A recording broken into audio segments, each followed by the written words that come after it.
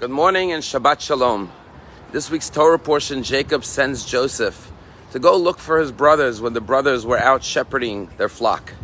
And the Torah tells us that Joseph goes out to the field to look for his brothers and he cannot find his brothers. And there's a man who sees him and he sees that Joseph was lost. And he says to Joseph, "Ma tivakesh, what do you seek?" And Joseph answers, "Es achai anochi mivakesh, I am seeking my brothers." And the man tells him, "I overheard them saying that they're going to Dosan." And Joseph heads towards Dosan to find his brothers. That's when the brothers see him from a distance and they say, "Here comes the dreamer who they resented and were jealous of and hated." And they throw him into the pit, eventually selling him into slavery. And the rabbis discuss, who is this man? Who met him along the way? Was it an angel? Was it just a random person? But there's a very interesting conversation here.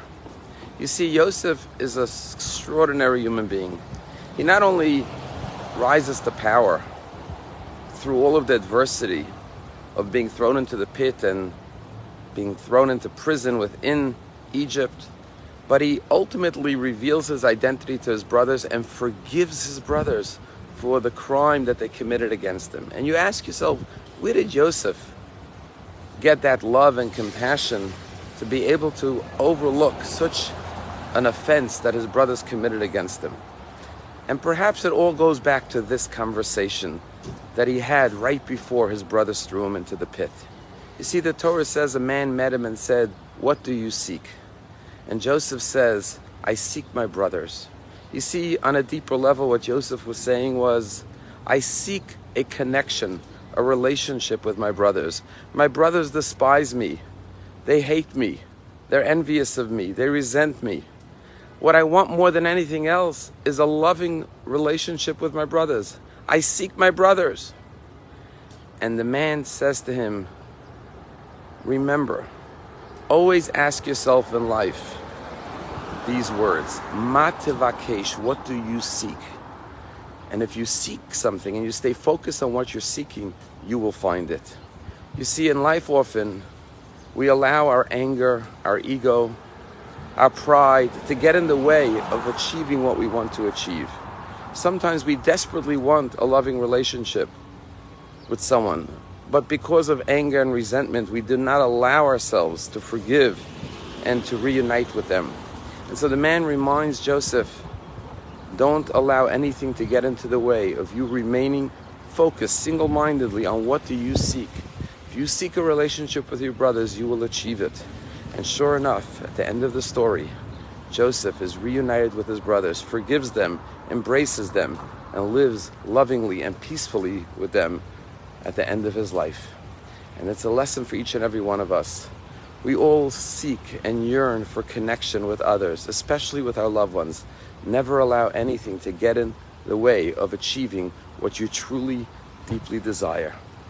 Last week, something extraordinary happened in Israel.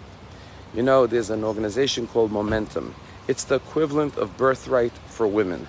Matter of fact, Dini took many trips from our synagogue on Momentum, where they travel Israel for 8 or 9 days and discover the beauty of not only Israel, but their heritage. But last week, there was a very unique Momentum trip to Israel, because this was a trip of 160 women. And these women came from Jewish communities throughout Russia and Ukraine. Imagine, two countries who have been at war with each other for over 10 months, killing each other, destroying each other. But 160 women from Ukraine and Russia came to Israel and for 9 days traveled the country together, sang songs, celebrated their Jewish bond, and said to one another, our countries and our leaders may be at war with each other, but we are sisters. We love each other, and what we want is a bond, a connection with each other. We don't want to allow anything to get between us. And someone who was at the Western Wall described this scene on Friday night when these 160 women from throughout communities of Russia and Ukraine came to the Kotel for Kabbalat Shabbat. And when it came to the Lachadodi, they started to dance, and they formed this big circle. And a woman from Moscow put her hands around the shoulders of a woman from Kiev.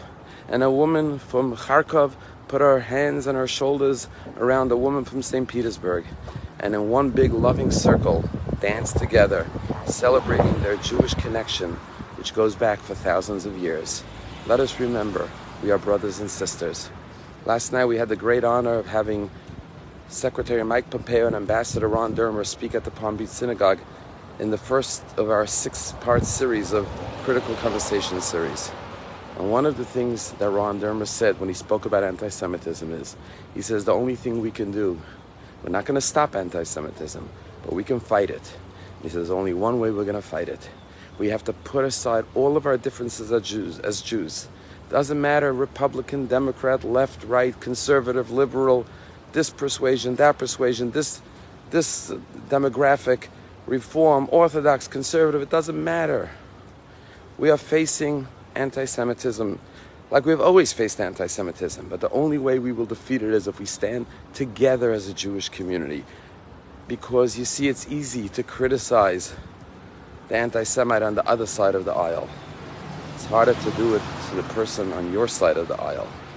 Let us as Jews learn from Joseph to put aside all of our hurt, all of our anger, all of our pride, and reunite with our loved ones, because what we seek as human beings more than anything else is love and connection with our brothers and sisters. Shabbat Shalom.